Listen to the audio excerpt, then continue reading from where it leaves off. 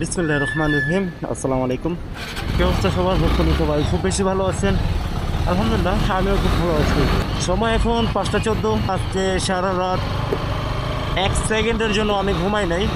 আগে আমার কিছু জিনিস কিনতে হইব, তারপর আমি বলতেছি বিস্তারিত।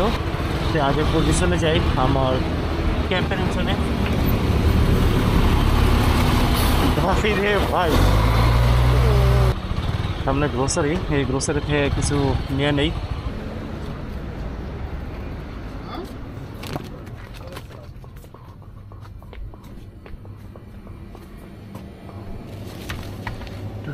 বড় করে নিয়ে নেই। কি অবস্থা ভাই? কলা কত? কলা 1 টাকা করে কটা লাগবে? আর কি আছে? কলা ছোট দিই, 1 টাকা করে চাইতেছেন। কলা দাম 1.5 টাকা বেতন নেবো, 1.5 টাকা দিবে তার কোনো ব্যাপার নেই। 50 টাকা কলা 90 টাকা। পানি পানি আর এটা কত? হচ্ছে 4.5 টাকা।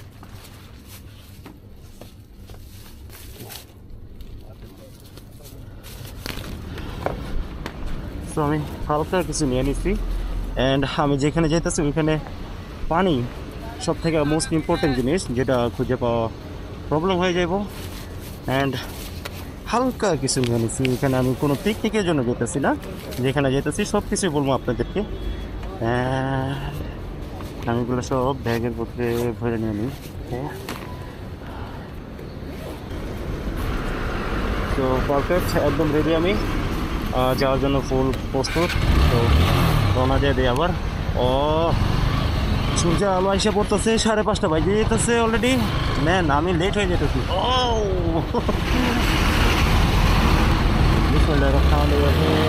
বিষয়টা হলো, আমি আজকে রাত্রে 1 সেকেন্ডের জন্য ঘুমাই নাই। অ্যান্ড কেন ঘুমাই নাই আমি নিজেও জানি না। আজকে কয়েকটা দিন যাবত আমার মন মানসিকতা ভালো না, অনেকটা ওভার থিঙ্কিং, টেনশনের কারণে কেন জানি না এতগুলা ওভার থিঙ্কিং হয় আমার সবসময়। হয়তো এগুলোর কারণে আজকে সারা রাত আমার ঘুম হয় নাই, আমি ঘুমাইতে পারি না 1 সেকেন্ডের জন্য। সারা রাত রুমের মধ্যে বিছানায় শুয়ে আসছিলাম, ঘুম ধরতেছিল না। ফজরে আজান যখন দিল, নামাজ পড়লাম আল্লাহর নাম নিয়ে, তারপরে কেন জানি ঘুম আসতেছিল না। তাই মনটারে আরও ভালো করার জন্য আমি দুবাই থেকে অনেকটা দূর চলে যেতেছি। এখন এমন একটা জায়গায় যেতেছি যেটাতে গেলে আশা করি মনটা একটু ভালো হইব। কাউরে কোনো কিছু বলি নাই, আমি নিজে একা বের হয়ে যেতেছি।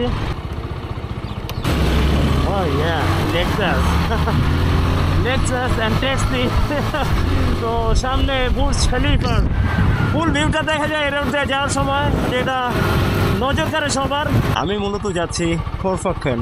এখান থেকে এখনো প্রায় 140 কিলোমিটার শো করতেছে, অ্যান্ড সময় শো করতেছে 1 ঘন্টা 53 minute. That's impossible for me. আমি এখন আলকুজ, পুরো আলকুজ এরিয়া, এটা হলো আলকুজ 1। আলকুজটা ছেড়ে এখন আমি চলে যেতেছি আলফাল রোডের এখানে।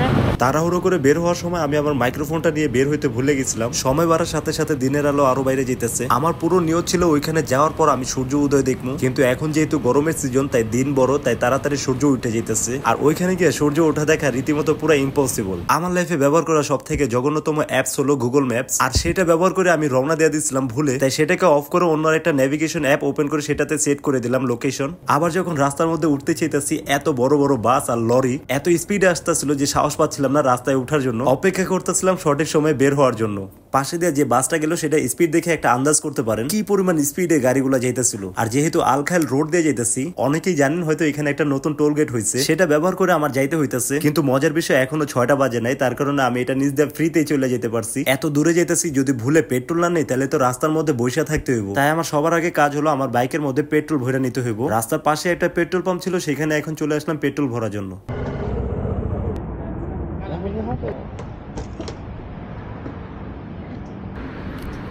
How much? What's 20 dirham? 20? Yeah. Make it full.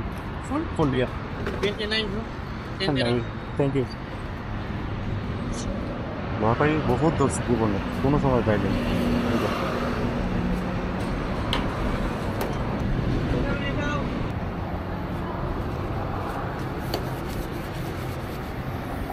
Petrol পাম্পে থাকা লোকটাকে আমি বলছিলাম আমার টাঙ্কি যেটা আছে সেটা ফুল করে দিতে, আর তিনি তাদের মেশিনের ডিসপ্লেতে তাকায় আসলো, যার কারণে খেয়াল করে নাই আমার মোটরসাইকেলের টাঙ্কি একদম ওভারলোড হয়ে গেছে। আগেই কিছু পেট্রোল ছিল, তারপর টাঙ্কি ফুল করতে 20 দিরহাম খরচা গেছে। পেট্রোল ভরা শেষে আমি আবার আমার যাত্রা শুরু করলাম, আর দূর থেকে সূর্য উঠে গেছে, প্রায় দেখা যাইতেছে। এত সুন্দর একটা ভিউর মধ্যে বাইক রাইডিং করে মজা পাইতেছিলাম। রাস্তার পাশ দিয়ে দেখা যাইতেছে বিশাল শারজা মসজিদ। এটা দূর থেকে যেমন সুন্দর লাগতেছে, কাছ থেকে যদি রাতের সময় দেখেন আরো বেশি সুন্দর লাগবে। ভোরে সূর্য ওঠার সিন উপভোগ করতে করতে এক পর্যায়ে দুবাই থেকে অনেকটা বাহিরে চলে আসছি। এক কথা বলতে গেলে জনবহুল এরিয়া থেকে আমি বের হয়ে ব্যাকডেটেড এরিয়ার মধ্যে চলে আসছি। রাস্তার পাশে এইসব জায়গাগুলোর মধ্যে আপনি কোন রকম বাড়িঘর অথবা মানুষজনের আনাগোনা দেখতে পারবেন না সহজে। আমি আমার যাত্রাপথের প্রায় অর্ধেকের বেশি চলে আসছি। ভিডিও শুরুতে যেমনটা বলছিলাম আমি সারা রাত ঘুমাই নাই। এর মধ্যে একটা না এত সময় ধরে বাইক চালানোর পর চোখের মধ্যে কেমন যেন একটা ঘুম চলে আসতেছিল। রাস্তার পাশে ছিল পেট্রোল পাম্প, এখানে আসার পর একটু ব্রেক নিলাম। এখানে যে ওয়াশরুম ছিল সেখানে গিয়ে একটু মুখে পানি মারলাম, একটু ফ্রেশ হয়ে নিলাম। তারপর আয়নাতে তাকায় দেখতেছিলাম চোখের অবস্থা পুরো 12টা বেজে গেছে, লাল হয়ে গেছিল। দিনের আলো বাড়ার সাথে সাথে এইখানে গরমের তাপটাও বাড়তেছিল, তাই আমি পর্যাপ্ত পরিমাণে পানি খাই নিতেছিলাম শরীরটাকে ডিহাইড্রেট রাখার জন্য। কারণ এই লং জার্নির মধ্যে আমি চাই না পানির কারণে আমার কোনো অসুবিধা হোক। প্রায় 10 থেকে 15 মিনিটের আমি একটা ব্রেক নিয়েছিলাম এই পেট্রোল পাম্পে বসে। এখন সময় হলো আবার আমার জার্নিটাকে স্টার্ট করার, কারণ আমি এখানে লেট করবো না। যতই লেট করবো ততই গরমটা বাইরে যাবো। আর পেট্রোল পাম্প থেকে বের হয়ে আমরা আমাদের যাত্রা শুরু করে দিলাম খোরফাক্কানের উদ্দেশ্যে। তারপর অনেকটা পথ রাইডিং করতে করতে আমরা চলে আসলাম পাহাড়ি এলাকার মধ্যে। এইখান থেকে পাহাড়ের টিলাগুলো স্টার্ট হইতেছে, সামনে বড় বড় পাহাড় আছে। আমি বাইক রাইডিং করে যতই আমার লোকেশন অনুযায়ী সামনে যাইতেছিলাম ততই পাহাড়ের উচ্চতাগুলো আয়তনে বড় হইতেছিল, আর দুই পাশে এরকম ছোট বড় পাহাড়, তার মাঝখানে আমি বাইক রাইডিং করতেছি। দৃশ্যটা ছিল অমায়িক। রাস্তাগুলো ছিল একদম নিট এন্ড ক্লিন,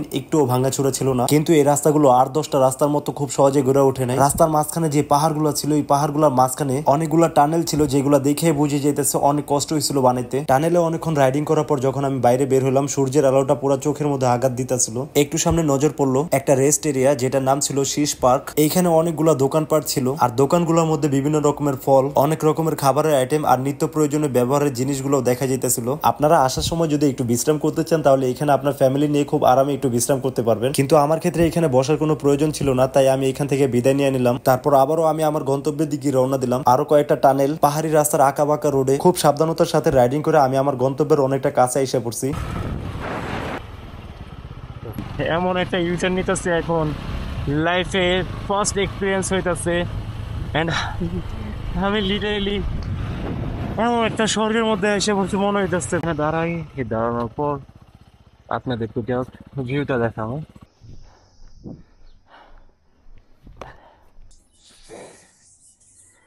এই যে এটা হলো ভিউ, উপরে কত সুন্দর একটা, আই থিঙ্ক এগুলো মনে হয় রেস্টুরেন্ট, ক্যাফেটেরিয়া এই টাইপের কিছু হইব। বাম পাশেও আছে, এই পাশেও আছে, এগুলো মনে হয় রেস্ট এরিয়া সব। আর এটা হইল গিয়া নিচের ভিউ। নিচে যে জায়গাটা আছে ওটা হলো গিয়া গ্রিন হাউস প্ল্যানেট, যেটা দেখে মনে হইতেছে এখানে মনে হয় মাজরা টাইপের কিছু আছে, চাষাবাদ করে কিছু। আর যেখানে দাঁড়ায় আছি এটা তো আহামরি উঁচায় না। লাস্ট আমি যখন জাবেল জেস গেছিলাম আরও উঁচাই গেছিলাম, লাইক ওইটার মতো উপরে গেছিলাম, কিন্তু খুব নিচে আছি। আর এটা এই পর্যন্তই। আমি যেখানে আসতে চাইছিলাম ওটা লাগে আর একটু সামনে, আমার এইখানে ইউটার্ন করে তারপর যেতে হইতেছে। অ্যান্ড একটা পাথরের উপর খোদাই করে কি জানি আরবিতে লেখছে, পড়তেও পারবো না। আমার শরীর কেমন ঝিমঝিম ঝিমঝিম করতেছে। আরেকটু বাকি আছে।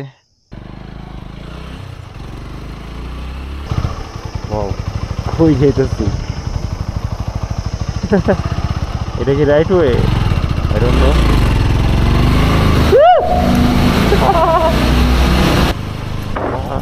এখন আমরা দেখতেছি যে পাহাড়ের মাঝখান দিয়ে চালায় যেতেছি, বিশাল বিশাল পাহাড়। এই কর্নারগুলো খুব সাবধানে সাবধানে দেখে দেখে পার হতে হবে, কারণ সবাই খুব স্পিডে আছে, 100 স্পিডে আছে সব। আর এই যে এটা দিচ্ছে, এটা ফাউ দিচ্ছে, এটার কারণে দেখতে অসুবিধা হয়। এইখান থেকে 142 কিলোমিটার শুরু করতেছে দুবাইতে। আশা করছি আমাদের ডেস্টিনেশন যেটা ছিল আল রাফিসা ডাম, আশা করছি। এগুলো কি পেইড পার্কিং? আচ্ছা, এটা হলো পেইড পার্কিং। তো আমাকে একটু সামনে যাই, দেখি মোটর সাইকেলটাকে কোনো রকম চিপা চাপিতে রাখা যায় কিনা। Reserve parking. এই আমার মোটর সাইকেল যদি এখন পার্কিং করতে হয় টাকা দিয়া, মানে যে কিছু থাকবো রিজার্ভ পার্কিং এ এসে করছি, ইম্পসিবল এখানে পার্কিং করা। একটু সামনে যাই, দেখি কোনো ফ্রি পার্কিং এতে কিছু পাই কিনা, জানি না। ও, এটাতে আমরা অন্য রোডে নিয়ে যাবো।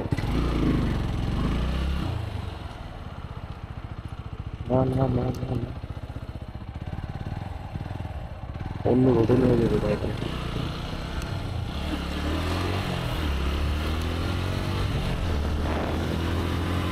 তো এইখানে আমার পার্কিং করতে হবো, আমার এইখানেই পার্কিং করতে হইব যে কোনো একটা জায়গা। আমি দেখি গাড়িগুলো মাঝখানে ধীরে রেখে দেবো, যেন নোটিস না করে খুব সহজে। আর এখন তো morning time, I don't think এখন কোনো ঝামেলা হইব। এটা যদি পরে কট হয়ে যায়, গেলাম এখানে রেখে দিই। পুরো সিঁড়িটাই পাথর দিয়ে বানানো হয়েছে, কত সুন্দর। আর আমার বাইকটা ওইখানে পার্কিং করে রাখছি, একটা সুন্দর ভিউ আছে এখানে। আর এখন বাজে 7:30, কেউ আসে নাই, আমি একমাত্র মানুষ মনে হইতেছে এখানে আসছি। তো দেখতেই পাচ্ছেন আমি আরও নিচে যাবো। এটা হলো কায়াকিংয়ের জন্য যে একটা রেট, এটা সিঙ্গেল পারসন আনলিমিটেড টাইম 40 দিরহাম। আনলিমিটেড টাইম এখানে মেবি 2 জন অ্যাডাল্ট অ্যান্ড একজন ছোট, ঠিক আছে। 80 দিরহাম, 100 দিরহাম আছে, 150 দিরহাম আছে, 250 দিরহাম আছে। এটা ফুল প্যাকেজ। ইনশাল্লাহ বন্ধু বান্ধব নিয়ে কোনো দিন আসলে তখন উঠবো ইনশাল্লাহ। মাশাল্লাহ, এইখানে কত সুন্দর হাঁস। আমি তো দূর থেকে মনে করছিলাম এইগুলো মনে হয় পাথর দিয়ে বানিয়ে রাখছে ওই হাঁস, কিন্তু না, এগুলো একদম বাস্তবের হাঁস। কত সুন্দর সুন্দর হাঁস এখানে, আর পানিটা কত নিট অ্যান্ড ক্লিন দেখা যেতেছে। আমি আর একটু নিচে যাই, আরও নিচে যাব। আচ্ছা, ওই পারে যাওয়ার কি কোনো রাস্তা আছে কি নাই বুঝতেছি না। এখানে বসার মতো বেঞ্চ আছে, উপর রেস্টুরেন্ট আছে, সব ক্যাফেটেরিয়া আছে। মেইন থিম ইজ পানি। পানিটা কত সুন্দর, এখনই মন চেতেছে একটা লাফ দেই। ওই পারে কত সুন্দর ভিউ, পাহাড় পাহাড় পাহাড় পাহাড়, সুন্দর একটা লেক মাঝখানে। আর আমি এমন টাইমে আইছি, ঝুলে যেতেছি, সূর্যের তাপটা এখন লাগতেছে। টাইম কয়টা বাজে? 7:30 বাজে, তাও একটা হিট লাগতেছে, আর আস্তে আস্তে বাড়তেছে এটা। আর একা একা আসছি, তেমন একটা মজাও লাগতেছে না, আবার বলবো না যে খারাপও লাগতেছে, ভালোও লাগতেছে, দুইটা মিলাই আছি। আর সর্বপ্রথম এখন আমি আমার ফ্যামিলি মেম্বার যারা আছে, আমার আব্বা আম্মা, তাদেরকে একটু কল দিয়া জায়গাটা দেখাই। আসসালামু আলাইকুম আব্বা, কেমন আছো? আজকে হুন্ডা চালায় 100 কিলোমিটার চালাইছে।